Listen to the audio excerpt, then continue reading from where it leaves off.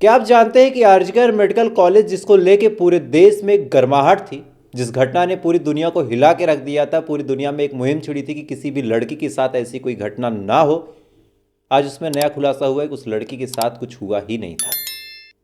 Bell आपको सुनने में बड़ा शॉकिंग लगे, लेकिन हाँ, ये रिपोर्ट्स आई है निकल के और ऑफिशियल डाटा ये कहता है कि उस लड़की के साथ कुछ हुआ नहीं था।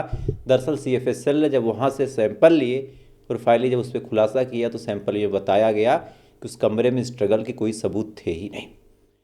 अब ये रिपोर्ट जब निकल के सामने आई, इसी के बाद पूरी दुनिया हिल चुकी है कि जिस लड़की की उंगलियां टूट चुकी थी, कूल्हे की हड्डियां टूट चुकी थी, आखिर सीएफएसएल ये दावा कैसे कर सकता है कि वहाँ पे कोई संघर्ष नहीं हुआ था।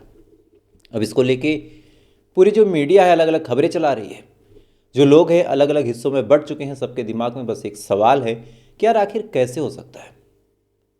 फिर हम सभी जानते हैं कि अगस्त में ये घटना घटी थी। जब ये घटना निकल के सामने आई थी, पूरी दुनिया हिल चुकी थी। तमाम लोग हैरान थे कि आखिर एक लड़की के साथ कोई इतना जघन्य अपराध कैसे कर सकता है।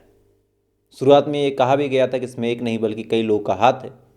बाद में जब जांच पड़ताल की गई तो पता चला कि कई नहीं बल्कि केवल एक आदमी का हाथ है, जिसका नाम था संजय रॉय।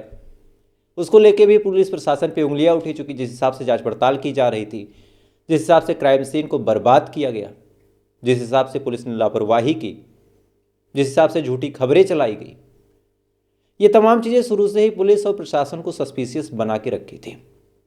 लेकिन अब जब रिपोर्ट निकल के सामने आई सीएफएसएल की, तब ये क्लियर हो गया कि यार इस देश में जो इंसाफ है वो मर चुका है। 14 तारीख को ये रिपोर्ट वहाँ से ली गई थी, वहाँ से सैंपल लिए थे सीएफएसएल ने। उसके बाद अब तक उस पर जांच पड़ताल हो रही थी। अब जाके ये जानकारी सार्वजनिक की गई है कि उस कमरे में संघर्ष के कोई निशान नहीं मिले। अब अगर इसको आप ध्यान से देखें तो इसमें दो बातें हो सकती है। पहली बात तो यही हो सकती है कि उस लड़की के साथ जो गलत काम हुआ था उस कमरे में ना हो कि कहीं और हुआ था, या फिर अगर सिंपल इस लाइन पे जाए तो दावा बड़ा साफ है कि कुछ भी गलत नहीं हुआ था।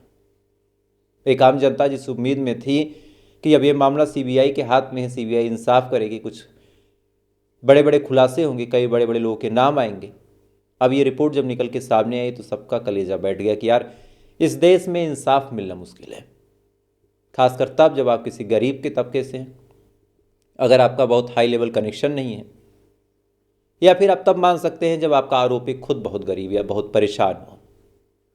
अगर आपके पास पैसा है, अगर आपके पास पावर है, तो आपके खिलाफ कई रिपोर्ट बदल दी जाती हैं। आपके खिलाफ जल्दी कोई सुनवाई नहीं होती।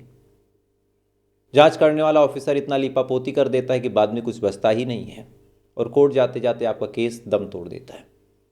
ये तमाम चीज़ें अक्सर हम सुनते थे, लेकिन आज हमने ये सीधा सीधा देखा कि एक केस जिसमें लड़की की उंगलियां तोड़ दी गई, नाखून उखड़ गए, कूल्हा टूट गया, शरीर पे इतने निशान थे कि शायद गिनती करने वाले थक जाएं।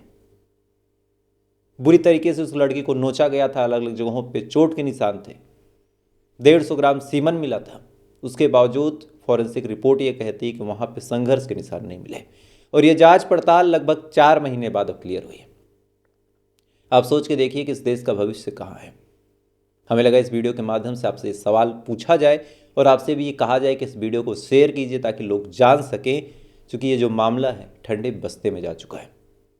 खैर, आपकी क्या राय है कमेंट कीजिएगा और इस वीडियो को ज़रूर शेयर कीजिएगा। बाकी शाम मिलते हैं फिर कहानी के साथ।